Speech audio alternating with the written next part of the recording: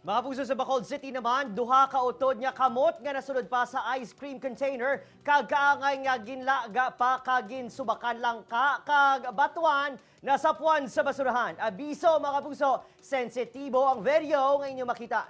Yaring balita nga atong gintutukan. Gintublag ang mga residente sa barangay 2 sa nasapuan sang isa ka basurero kag checkers sa barangay Kainis ang aga. Sadto, utod nga ulo man ang ginhaboy sa ilang lugar. Nakulbaan man ka, palo ko naman nakulbaan ka man eh.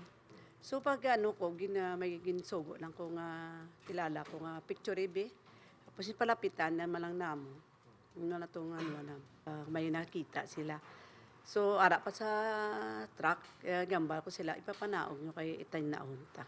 Ang mga kamot ang kaangay nga ginlaga kaginsubakan pa. Nasapuan ini sa sulod sa ice cream container nga ginhaboy sa Materials Recovery Facility sa barangay sa Kiridalan. Si Nanay Yen, nga ara lang sa tabok sang MRF ang balay, nagapalandindog kuno balahibo sa nakitaan.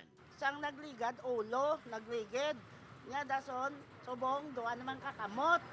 Nga lawas na ng kulang. Magluwas sa mga kamot, may listahan man sa ngalan sa mga ginapasuni drug personality sa barangay. Nakasulat pa ang tinaga nga tanan kamo kung hindi maguntat, i-raffle na lang ina. Si Juana nga tato katuig sadto nga napreso bangod sa paggupot sa Cebu, ginakulbaan bangod ara ini sa lista. Wala ko yung bisyo, sir. Wala ko yung suya por gano. Pero sa una ko, sir, kagi ko na involved ran nang niya. Siyempre, kinanglang ko na mo kapit sa patalim.